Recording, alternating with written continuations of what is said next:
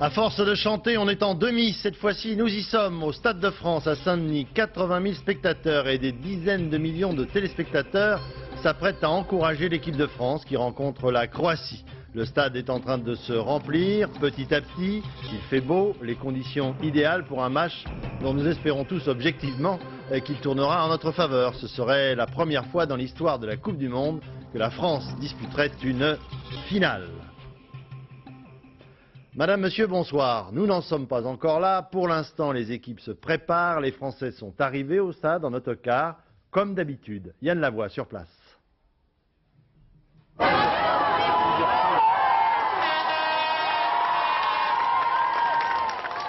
Vers 18h, où une foule de supporters l'attendait. Ce village qui ne compte que 700 habitants, eh bien, s'était donné rendez-vous à la grille du parc. Tout le monde a compris que ce 8 juillet est absolument primordial pour le foot français. Ce sera sans doute un jour historique. Et puis voilà l'arrivée maintenant au Stade de France, comme à l'accoutumée, une bonne heure et demie avant le début du match. Regardez encore du public qui s'est massé pour accueillir les Français, pour les encourager. Pour ce match qui est vraiment, vous le savez maintenant, historique pour les Français. Si on pouvait enfin atteindre une finale de Coupe du Monde, ce sera peut-être tout à l'heure, dans une heure et demie. En tout cas, pour faire ce match, pour le réussir, Aimé Jacquet a reconduit l'équipe qui avait joué contre l'Italie. Aucun changement, vous allez le voir, avec Barthès dans les buts, la défense habituelle, Lizarazu, Thuram, Desailly, Blanc. Le milieu de terrain très surchargé, Karembeu, Deschamps, Petit, je dis surchargé, en fait un joueur de plus comme contre l'Italie, c'est Karembeu, tout simplement parce qu'il faudra priver les Croates de ballon afin justement de pourvoir les attaquants de bons ballons d'attaque. Et en attaque, on retrouvera justement Guy Varch et Zidane et Djorkaeff. À noter aussi que Dugarry est sur la feuille de match. Les joueurs français ont compris et depuis longtemps qu'ils tiennent peut-être leur destin en main. La génération 98 rêve de dépasser cette devancière. La génération de 58, la génération de 82, la génération de 86. Et Laurent Blanc, Didier Deschamps ou Aimé Jacquet, que vous allez entendre dans un instant, n'en disent pas plus. Il dit simplement: on s'était tous donné rendez-vous le 12 juillet, c'est-à-dire dimanche, au Stade de France pour la finale. On y est presque. Il faut juste qu'on gagne 7 matchs. Eh bien, il faut gagner déjà ce soir. Écoutez Laurent Blanc tout d'abord. C'était fixé un pari de gagner nos 7 matchs. Bon, il nous en reste 2 à gagner. Mais avant de penser au dernier, il faut penser d'abord à celui-là. Se concentrer au maximum que sur celui-là. Et puis être certain de nos forces, de nos qualités. Et pouvoir se dire qu'on peut passer ce test-là. Bon, on sait ce qu'a connu ce pays avec la guerre, les déchirements qu'il y a eu. Et on sent qu'à travers ces joueurs, il n'y a pas qu'un match de football, ils représentent toute une nation.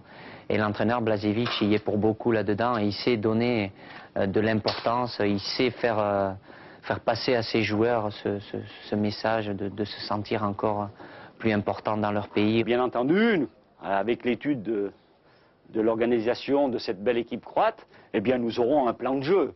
Un plan de jeu qui n'est pas nécessairement en fonction de tel ou tel joueur, mais surtout en fonction de la manière dont cette équipe manœuvre, parce qu'elle a plusieurs, je dirais, chefs d'orchestre, et c'est ce qui la rend un petit peu redoutable. Donc nous aurons un plan de jeu qui sera adapté à cette situation.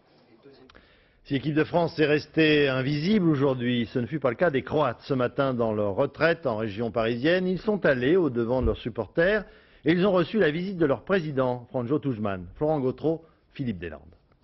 Ils sont les seigneurs du château. Les Croates préparent leur match dans le cadre rustique du château de la Tour. À quelques kilomètres de Chantilly, la crème des footballeurs se réveille tout doucement.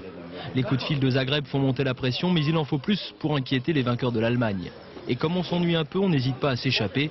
Hazanovic a donné rendez-vous à l'extérieur à des amis, peinards mais pas bavards. Vous avez bien dormi cette nuit? Je ne sais pas. Hein. S'il ne sait pas, son entraîneur va nous le dire. Jamais avare de confidence, Blažević est de sortie. Les joueurs, j'espère qu'ils sont dormis un peu mieux que moi. Comment ils sont? C'est pareil. Ils sont bien. Ils sont bien, confiants, un peu crispés, ce qui est tout à fait normal. Crispés, les joueurs croates, difficile à croire. Toute la matinée, ils se sont succédés devant les grilles du château pour discuter avec les supporters. Jarny avait même retrouvé sa compagne et toute la belle famille. À 10 h du match, les Croates sont confiants et optimistes. On va gagner. De toute façon, je n'aime pas perdre. À l'intérieur, on a mis les petits plats dans les grands. Les joueurs attendent le grand soir, mais aussi le président de la Croatie.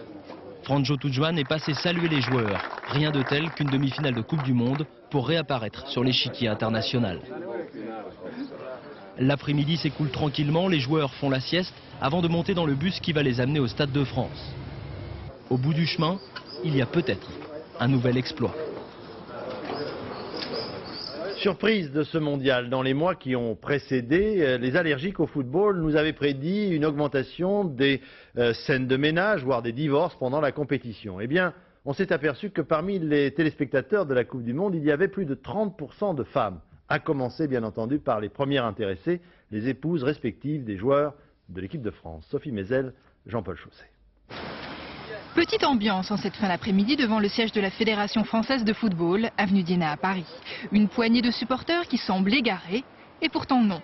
Ceux-là savent que c'est ici, comme avant chaque match, que les femmes et fiancées de joueurs se donnent rendez-vous pour partir ensemble au Stade de France acclamer leurs héros. Frédéric Dugarry, Vania Lama et Claude Deschamps respectent le mot d'ordre de la Fédération, la discrétion. Pas un monofiltre de ce côté-là. Bonjour. Bonjour, vous allez bien? Vous avez des nouvelles ou pas? Oui. Alors, comment ça va? Ça va bien. À l'approche du match, vous vous sentez comment? On commence à subir de plus en plus la pression, mais ça va aller. Vous avez eu votre mari au téléphone ou pas? Il va bien? Oui, bien. Et voilà? Il a la pression aussi, forcément, mais ça va. Qu'est-ce que vous lui avez souhaité? Ça se dit pas. Vous avez eu votre mari au téléphone? Oui. Ça se passe bien? Ça a l'air. Qu'est-ce que vous lui avez souhaité là? Bon courage. Vous avez des gris-gris, il a quelque chose à vous sur lui pendant le match, quelque chose? Non, je pense qu'il doit avoir le bracelet de sa fille. Oui. Au poignet? Au poignet. Je peux éventuellement vous poser une question? Non. Vous êtes superstitieuse? Miss Carambeu, Adriana est aussi connue pour son record personnel, une longueur de jambe faramineuse, 1,24 m. C'est toujours le même rituel, vous savez. Moi, je lui souhaite bonne chance et lui, il me répond « Tout va bien, on va gagner ». Ce soir, après le match, on leur a à toutes promis quelques précieuses minutes d'intimité avec leur homme. Cette seule idée devrait amener ces messieurs, souhaitons-le, à se dépasser. Sur la pelouse, il y aura ce soir 22 joueurs, 11 de part et d'autre pour chaque équipe, un 12e homme. Le 12e homme, eh bien, en fait, ce sont les supporters. Les joueurs en ont besoin, ils motivent encore un peu plus nos champions, ils leur sont indispensables. Alban Mikosi, Luc Bachofen.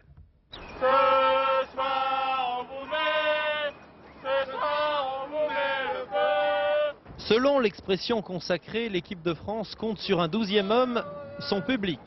12e homme, voire, disons plutôt 11 et demi, vu l'enthousiasme modéré observé aux abords du stade. Il n'y a pas beaucoup d'ambiance. On a été à Marseille hier soir, Brésil-Pays-Bas, et c'était vraiment la folie entre Brésiliens et Hollandais. Et ce soir, on arrive, il n'y a aucun Français, on a l'impression qu'on ne fait pas la Coupe du Monde chez nous. Allez, Croatie! Et vive la France! Les supporters croates, qui seront près de 10 000, semblent pour l'heure plus démonstratifs. Oui, c'est très important pour nous d'arborer ces couleurs, c'est les couleurs de la nation. Presque tout le monde a des t-shirts comme nous. À la différence des clubs dont les supporters forment des groupes constitués, l'équipe de France doit composer avec un public moins habitué aux grands matchs internationaux.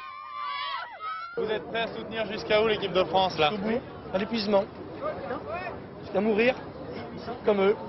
Qu'est-ce qui est écrit sur votre visage là? 2-0 pour la France, sans problème. 2-0 pour la France, il serait temps alors d'afficher sa fierté et de rejoindre Paris pour un autre match, la nuit la plus folle. Laurent Frédéric Bollet, que nous retrouvons justement devant les portes du grand stade de Saint-Denis. Laurent, est-ce que vous sentez les supporters confiants dans l'équipe de France ?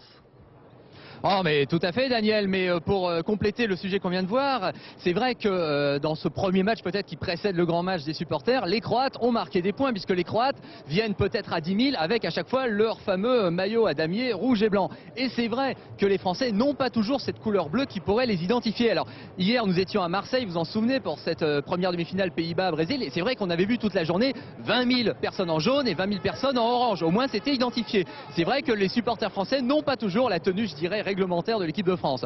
En tout état de cause, vous savez aussi qu'au niveau des supporters en France, parfois effectivement le public est plutôt spectateur que supporter. Et la manière de gagner souvent importe plus que le résultat même.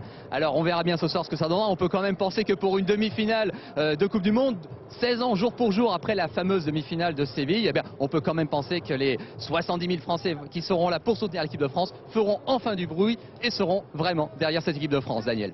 Merci Laurent. Si la France, on touche du bois, passe le cap des demi-finales, elle aura vaincu le cygne indien qui par 3 fois l'en avait empêché. En 58, en 82, en 86. Christelle Bertrand. Vendredi 3 juillet 98, Saint-Denis. La France passe son tour in extremis et se retrouve en demi-finale de la Coupe du Monde. La joie et la réussite d'un groupe qu'on retrouve 30 ans plus tôt en Suède. Tambours, pantoufles et maracas annoncent le match contre le Brésil. C'est la première fois que la France atteint une demi-finale de Coupe du Monde. 24 juin 1958, Stockholm. Pelé, âgé de 17 ans, inscrit 3 des 5 buts brésiliens. La France s'incline finalement 5-2. Depuis ce match, Juste Fontaine est dans les livres. Jamais personne n'a égalé ses 13 buts marqués en Coupe du Monde. L'équipe de France de l'époque n'a pas eu de chance. Jonquet, le capitaine, se casse la jambe et la France finit à 10 contre 11. Mais le Brésil était plus fort. Si Jonquet n'avait pas été blessé, si on avait pu, comme aujourd'hui, remplacer le joueur, tout était possible. Mais avec des si, on deviendrait champion du monde. 8 juillet 82, Séville. Face à l'Allemagne de Schumacher, Michel Platini égalise sur pénalty. 1 partout et les Français se mettent à rêver. 3 minutes après le début des prolongations, Alain Giresse sert Marius Trésor. La France prend une longueur d'avance. 5 minutes plus tard, Alain Giresse ouvre en grand la porte de la finale. Après, je ne sais plus ce qui s'est passé, c'est le trou noir. Non, je pense surtout qu'il y avait une telle euphorie à ce moment-là qu'on avait du mal à maîtriser justement ces phénomènes heureux que l'on vivait. Et peut-être qu'il vaut mieux ne pas se souvenir de ce match. Schumacher agresse Battiston, l'Allemand ne prend pas de carton jaune. L'Allemagne revient au score et la France s'incline au tir au but. La légende des France-Allemagne est née. 25 juin 86, Guadalajara, Mexique, l'histoire se répète. Demi-finale France-Allemagne, un parfum de revanche. Mais les Bleus sont fatigués. La bande à Platini perd finalement 2-0, passe complètement à côté du match et d'une finale de Coupe du Monde. Aujourd'hui, les Bleus ont bien changé. Balayer les 3 échecs successifs, oublier les erreurs passées. De toute façon, jamais 304, ça n'existe pas. Parlons maintenant un peu des Croates. Pour les Croates qui vivent une aventure historique, c'est également la mobilisation de tout un peuple. Des milliers de supporters sont arrivés en France cet après-midi par avion spécial. Philippe Visserias, José Boulestec sur place. Impossible de ne pas remarquer la famille Simic dans l'aéroport de Zagreb. Madame porte fièrement le numéro 20, le même que son fils au sein de l'équipe nationale croate. Ce soir, Dario Simic s'apprête à disputer le match le plus important de sa vie, un moment unique que la famille va vivre depuis les tribunes du Stade de France. Je n'en reviens pas.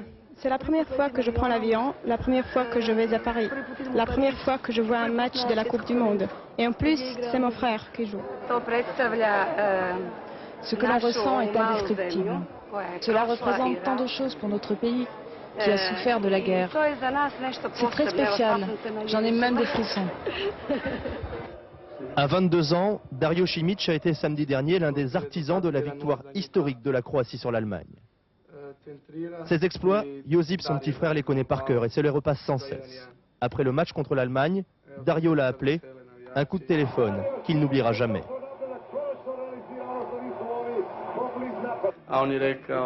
Il était très ému. Il riait tout le temps. Il disait c'est pas vrai, c'est incroyable ce qu'on a fait. Il lui a fallu 1 heure pour pouvoir parler. Josip est footballeur. Comme son frère, il joue au Croatia Zagreb, plus connu sous le nom de Dynamo avant la partition de la Yougoslavie. La grand-mère encourage toujours ses petits-fils à sa façon. Moi, je prie. Après tant de sacrifices, Dieu a enfin donné la victoire à la Croatie. Par superstition, Josip est allé jeter une pièce dans une fontaine du centre de Zagreb qui, paraît-il, exauce tous les vœux. Pour la Croatie, nouvel État indépendant depuis l'éclatement de la Yougoslavie dans les années 92, La présence en demi-finale de la Coupe du Monde n'est pas simplement, il faut le comprendre, une aventure sportive. C'est également, sur le plan politique, un moyen de faire reconnaître un pays dont le régime n'est pas franchement démocratique. Philippe Visserias, José Boulestex. Vukovar, cimetière de Novo Groblje. Ces images ont été diffusées il y a quelques jours par la télévision croate. Chaque samedi depuis 2 mois, les martyrs de la nation croate, jetés pendant la guerre dans des fosses communes, sont enterrés lors de cérémonies solennelles. Même si la guerre est terminée, en Croatie, les cicatrices ne sont pas encore refermées. Aujourd'hui à Zagreb, porter les couleurs nationales revêt une dimension particulière. Fier d'être croate, le slogan est arboré sans détour. Les Croates sont fiers, ça a toujours été comme ça. C'est plus qu'un succès sportif. C'est un succès sur tous les plans. Nous sommes un pays jeune, c'est la meilleure des promotions pour nous. Ces jours-ci, le damier rouge et blanc, symbole de la Croatie, est présent dans toutes les rues de Zagreb. Une communion derrière l'équipe nationale que le parti au pouvoir, celui du président Tudjman, encourage bien volontiers. Même les représentants de la minorité serbe semblent rallier à la cause des footballeurs rouges et blancs.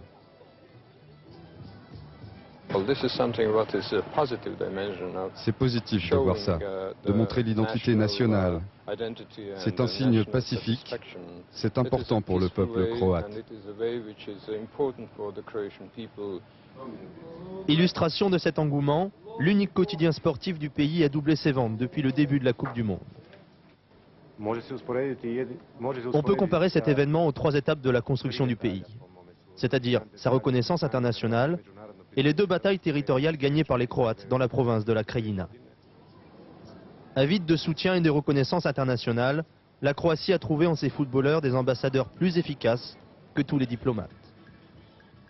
À 40 minutes du match maintenant, nous retrouvons en direct de Zagreb Philippe Visserias. Quelle est l'atmosphère en ce moment dans la capitale ? Eh bien, ça monte tout doucement. Nous sommes ici sur la place de la République française, c'est un clin d'œil de l'actualité, et c'est ici qu'on a installé un écran géant. Alors pour l'instant, les supporters croates ne sont pas très nombreux. Vous l'entendez derrière moi, on entend plus la sono que leur chant. C'est vrai qu'il a plu sur Zagreb aujourd'hui, cela a peut-être découragé du monde. Ce qui est sûr, c'est que les supporters croates se verraient bien battre la France. Ce matin, le quotidien sportif titrait en une « Nous jouerons la finale », vous voyez qu'ils ne doutent de rien. C'est vrai que si la victoire sur l'Allemagne avait été vécue comme une belle surprise, on attend maintenant simplement une confirmation. Ce qui est sûr, c'est que ce soir en Croatie, la quasi-totalité de la population sera devant son poste de télévision. Des sondages ont montré que près de 95% des Croates avaient regardé le match contre l'Allemagne. Ce sera difficile de faire mieux, mais qui sait, nous sommes ici dans un pays qui est vraiment passionné de football. Merci Philippe. L'équipe qui l'emportera ce soir rencontrera dimanche en finale le Brésil qui hier soir a battu les Pays-Bas au tir au but au terme d'un match qui s'était achevé sur le score de 1 partout. C'est Frank de Boer qui a tremblé au moment de tirer son penalty. Les Hollandais ont raté par 2 fois leur tir au but. C'était suffisant pour que les Brésiliens l'emportent et que Mario Zagallo, après les larmes de Boer, écrase lui aussi une petite larme. Tout de suite après, comme on l'imagine, ce fut le signal du début de la fête dans tout le Brésil. Sur place, Christophe Duchiron, Franz Vaillant. Beauté du corps, culte de l'effort, de ce point de vue-là, le Brésilien de la plage d'Ipanema ressemble au Californien de Los Angeles. Il est vrai qu'après la fête d'hier soir, un peu de gymnastique ne peut pas faire de mal. Ce matin, le Brésil s'est réveillé en finale, et la finale, les Brésiliens ne pensent qu'à ça. Peu importe l'adversaire, le Brésil va gagner. J'aimerais bien que ce soit la Croatie en finale, parce que les Français ont beaucoup de supporters. Même si les Français sont nos amis, il va falloir qu'on les batte. On va prier pour que le Brésil soit vainqueur, quel que soit l'adversaire. En matière de prière, le supporter brésilien ne se fait pas prier. Hier soir, pendant la prolongation, à Rio, c'était Notre-Dame de la consternation. 1 partout au score, alors mieux vaut s'en remettre à Dieu et à ses mains. C'est maintenant l'épreuve des pénaltys, le calvaire du supporter, les nerfs à fleur de peau. Les Hollandais viennent de marquer, désolation. Le temps passe vite et paradoxalement c'est interminable. Et puis soudain, Rio s'embrase. C'est Notre-Dame de la Résurrection. Le Brésil vainqueur, la sarabande un peu folle des enfants du paradis. 150 millions de Brésiliens en finale de la Coupe du Monde. La rue était un stade, c'est désormais une piste de danse. La danse des petits pas et des corps qui ondulent. Après l'angoisse de l'élimination, c'était la samba, la nuit heureuse des cariocas.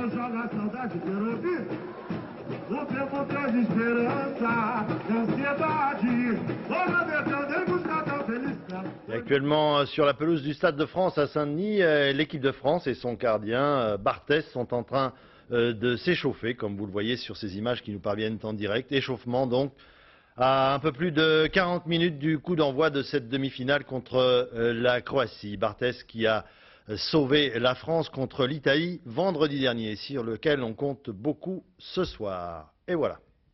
Cette soirée de fête ne doit pas nous faire oublier le gendarme français Daniel Nivelle, grièvement blessé par un hooligan allemand à Lens. Aujourd'hui, sur le pont de l'Europe à Strasbourg, une délégation de policiers allemands est venue remettre à leurs collègues français des milliers de messages de sympathie.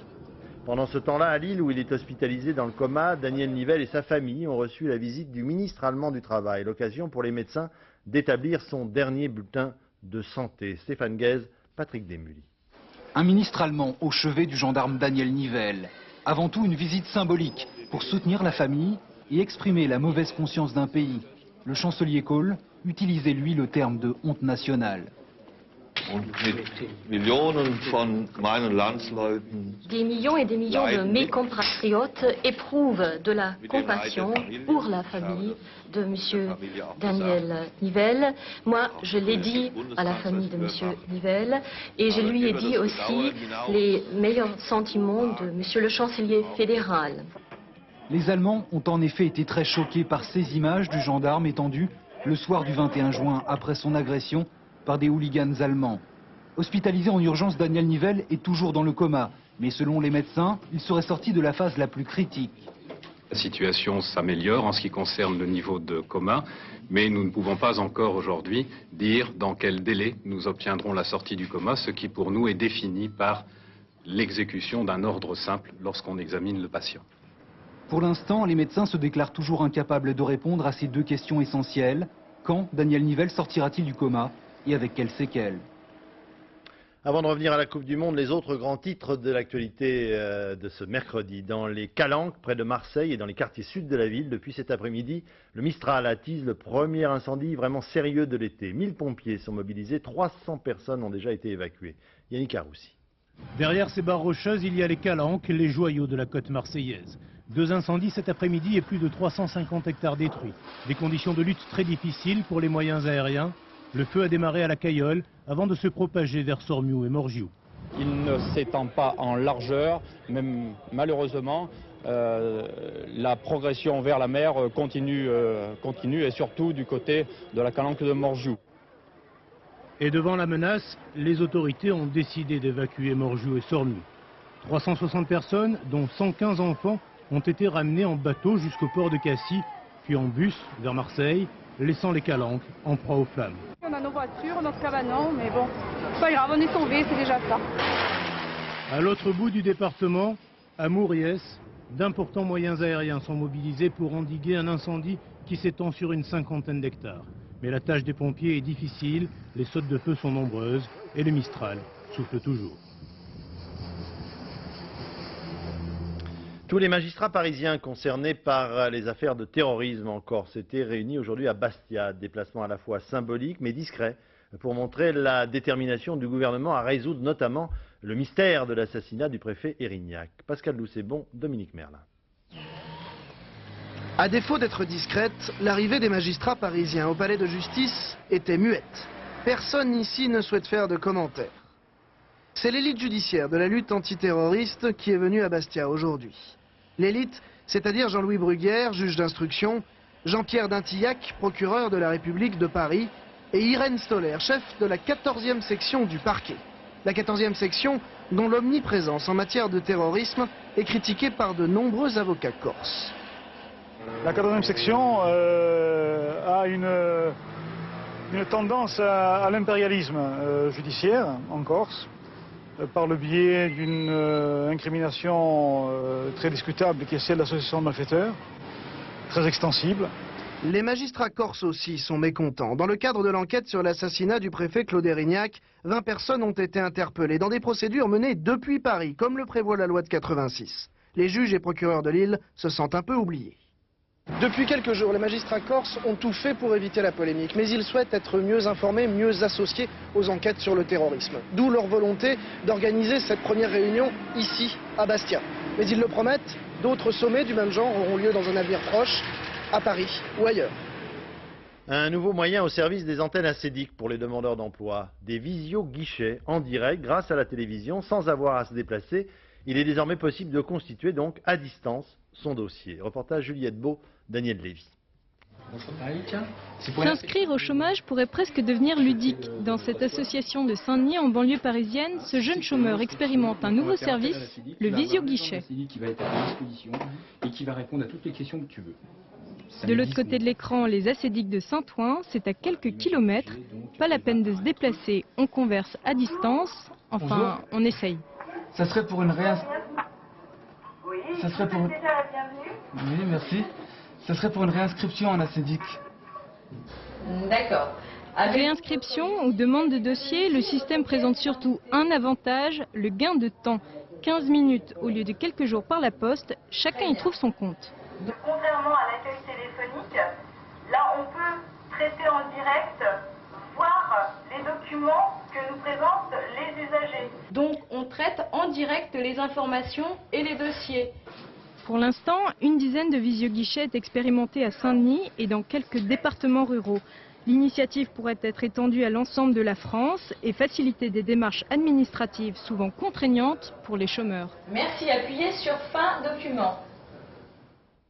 On ne sait pas encore ce que recouvrira l'impôt sur la fortune, revu et corrigé, mais on sait déjà que ce qui inquiétait le plus les entrepreneurs n'y figurera pas, à savoir l'évaluation de l'outil de travail dans le calcul de cet impôt.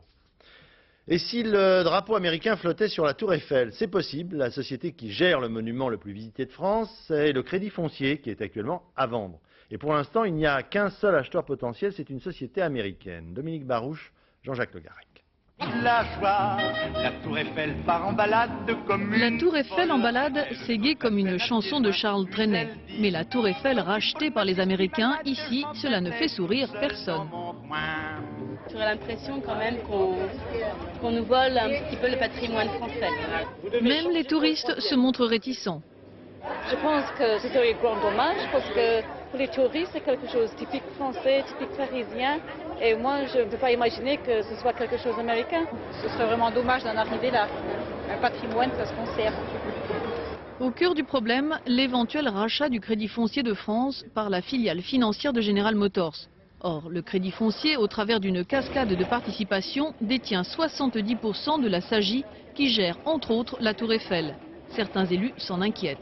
C'est l'image un peu de la France partout dans le monde. Et ce qui peut changer, c'est que la gestion n'est pas nécessairement la même entre un service public, entre l'accueil et peut-être une gestion plus commerciale avec un partenaire que nous n'avons pas choisi. À la mairie de Paris, qui reste propriétaire de l'édifice, on minimise les risques de dérapage. Contrôle de la nomination du directeur, reversement des bénéfices et cahier des charges très stricts. C'est tout l'inverse, en quelque sorte, de ce qu'on pourrait imaginer si ça devenait effectivement une Tour Eiffel McDonald's. Donc tout ça, on ne pourrait pas l'accepter de toute façon. Le dernier mot reviendra au ministère des Finances, qui n'exclut pas de retirer la SAGI de la vente du Crédit Foncier. Parce que la Tour Eiffel aux Américains, c'est un peu le monde à l'envers. C'est un sénateur, Jean-Pierre Raffarin, qui présente un projet de loi pour renforcer la sécurité autour des piscines particulières. Devant le nombre relativement important de noyades d'enfants, il propose que soit rendu obligatoire un système de barrières autour de ces piscines. Olivier Théron et Didier Beaumont. La piscine, c'est l'endroit de jeu par excellence pour les enfants. Mais c'est aussi un danger permanent.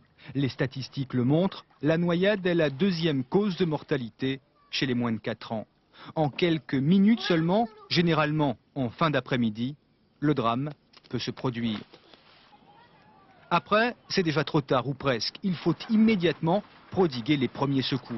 Si l'enfant est inconscient et s'il ne respire pas, il faut pratiquer le bouche à bouche ou le bouche à nez. Et si son cœur ne bat pas, mettre en route un massage cardiaque. Et cela, il faut le faire jusqu'à l'arrivée des secours organisés. Les pompiers interviennent en quelques minutes. Ils vont essayer de redonner vie à l'enfant en lui libérant les voies respiratoires grâce à un masque à oxygène. Le médecin va réaliser une intubation qui va permettre d'avoir un accès plus direct au poumon pour pouvoir envoyer toujours le maximum d'oxygène, pour oxygéner tout l'ensemble. Et ensuite, quand cette phase-là est terminée, que nous nous préparons pour le transport, à ce moment-là, nous allons faire intervenir un respirateur qui, lui, va réguler automatiquement les rythmes de respiration et ainsi de continuer la réanimation pendant le transport. Pour éviter tout ça, avec bien souvent le décès de l'enfant ou de graves séquelles, il faut être vigilant. Les enfants doivent aussi porter des bouées ou des brassards et la piscine doit être protégée par des barrières de sécurité. Aux États-Unis d'Amérique, cela a été mis en place depuis de nombreuses années et toutes les études ont démontré que statistiquement, il y avait une chute vertigineuse des noyades en piscine chez le petit enfant.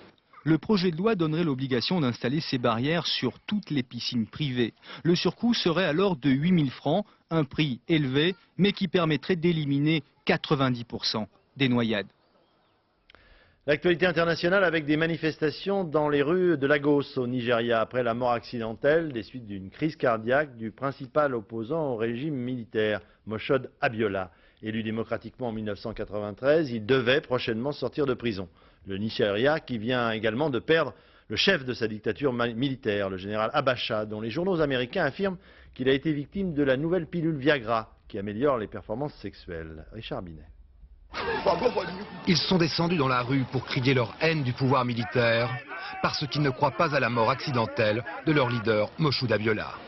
Certains y ont même laissé leur vie, 11 morts selon le dernier bilan officiel. Car pour ces jeunes, MKO, comme on l'appelle là-bas, c'était plus qu'un chef, un modèle.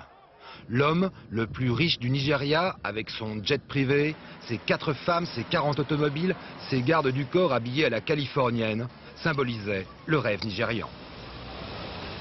Personnellement, je pense avoir trouvé la formule du succès. Je l'ai cherchée toute ma vie. Et je voudrais aujourd'hui l'appliquer à mon pays. Appliquer cette règle de discipline, de rigueur, qui consiste à se tailler un costume avec ce qu'on a comme tissu. Avec ses formules simples et son éternel boubou, Chief MKO Abiola était devenu le symbole de l'opposition démocratique dans un pays dominé depuis 35 ans par les militaires. Campagne à l'américaine, en 1993, Abiola se présente aux premières élections démocratiques autorisées par le pouvoir. Il est régulièrement élu, mais la junte annule le scrutin et le jette en prison. Depuis la mort le 8 juin dernier du général Abacha, l'ex-homme fort du pays, MKO Abiola pouvait librement rencontrer des diplomates. Des Américains pour la plupart, soucieux d'asseoir leur influence sur un pays de 100 millions d'habitants aux immenses ressources pétrolières. La mort aura sans doute privé Abiola de son dernier rôle, président du Nigeria, et les Américains d'une pièce maîtresse dans leurs ambitions africaines. En bref, encore contre l'avis des Américains et des Israéliens, les Palestiniens de l'OLP ont obtenu un siège de super observateur aux Nations Unies qui leur donne presque rang de délégation officielle.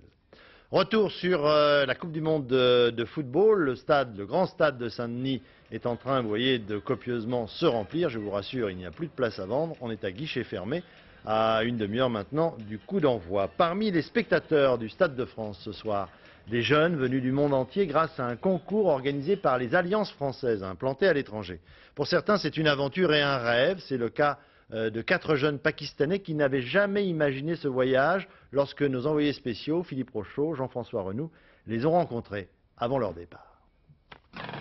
Aïcha et Zarqa assisteront à la finale de la Coupe du Monde. Avec 3 autres étudiants pakistanais, elles ont remporté le concours organisé par les Alliances françaises à travers le globe qui permettra à quelques 700 jeunes de voir l'apothéose du mondial. Le français est en vogue au Pakistan, pays surtout anglophone, mais la France exerce une certaine fascination sur cette terre d'islam coincée entre l'Inde et l'Iran. Pour Aïcha, l'apprentissage de notre langue était une sorte d'évasion. Le français, c'est une langue très riche, et avec la littérature et tout ça. Et puis, je me suis beaucoup intéressée dans la langue. Puis, maintenant, je suis très amoureuse de la langue. Zarqa, elle, ne sera pas dépaysée en France. Sa famille a choisi un mode de vie à l'occidental, mais pas forcément bien considéré dans son pays. Si vous regardez autour de vous, vous allez voir que la plupart des femmes, elles se couvrent la tête. Et moi, je suis la seule, ou peut-être 1 ou 2 femmes dans la rue qui ne se couvrent pas la tête. J'ai des idées un peu occidentales.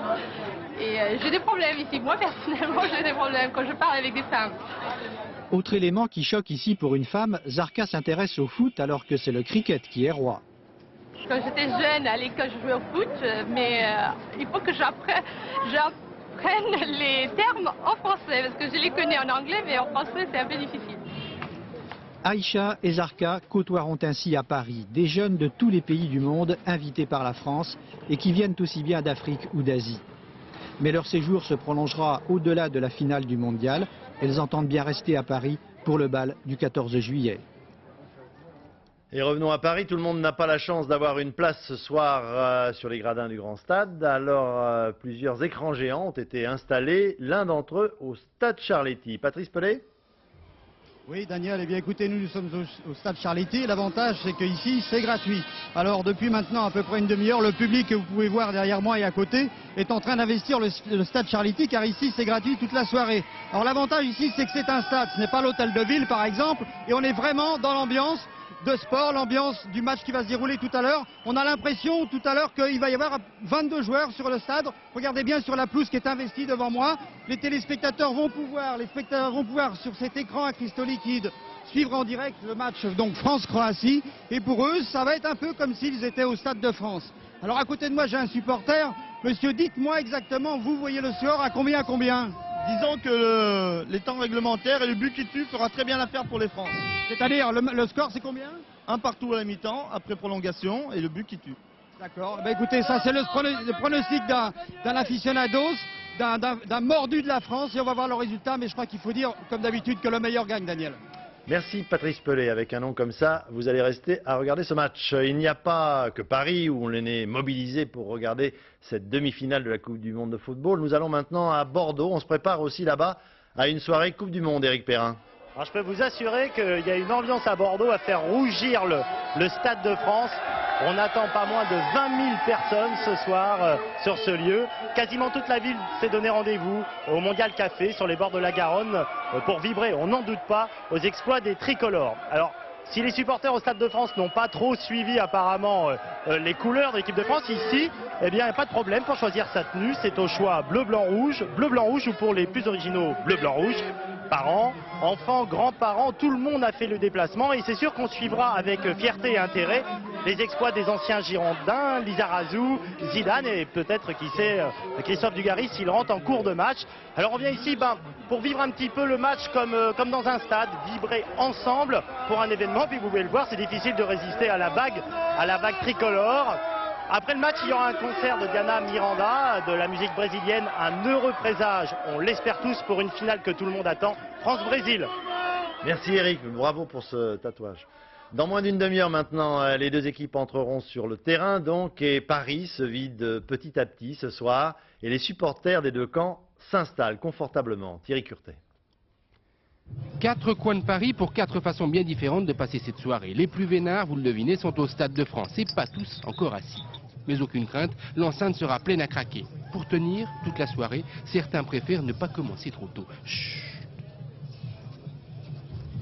Les artistes, eux, ont eu droit à l'escorte habituelle. 30 minutes pour aller de Clairefontaine à Saint-Denis. Ils sont dans leur vestiaire depuis 18h30 et eux aussi entendent maintenant l'ambiance monter. Et puis il y a ceux qui veulent être de la fête aussi, mais sans billets, gratis. Ils se sont réunis place de l'Hôtel de Ville ou Stade Charletti devant plusieurs écrans géants. À 18h ici, ils étaient 5 000. À 21h, ils seront au moins 15 000. Pas tous perchés. Un pronostic 2-0, 2-0, 2 buts de Thierry Henry. Ici, on n'est pas tout à fait du même avis. Les Croates de Paris préfèrent les petits comités. Café, le Torsida dans le 20e. L'Espoir change de camp. Ce soir, on va gagner, c'est sûr et certain. Ouais, on va gagner. Et puis, il y a les autres, ceux qui ne savent pas ou qui ne veulent pas savoir qu'il y a à Paris ce soir une demi-finale de Coupe du Monde. Ils vont profiter des Champs-Élysées, presque déserts, enfin presque déserts, jusqu'à 23h seulement, si les Bleus gagnent. Confirmation avec des images en direct maintenant des Champs-Élysées que Paris est en train de se vider pour un mercredi soir. Il n'y a effectivement pas foule sur les Champs-Élysées. Ça devrait donc, comme on vient de vous le dire, s'arranger dans la soirée. En tout cas, on le souhaite pour les Français. Voilà, il ne nous reste plus qu'à prononcer des mots de Cambronne pour l'équipe de France. Ce journal est terminé. Au Stade de France, on est en train de remplir les derniers gradins qui ne l'étaient pas. Il n'y a plus maintenant qu'à attendre et voir. Je vous souhaite une excellente soirée sur notre chaîne. Bonsoir, à demain.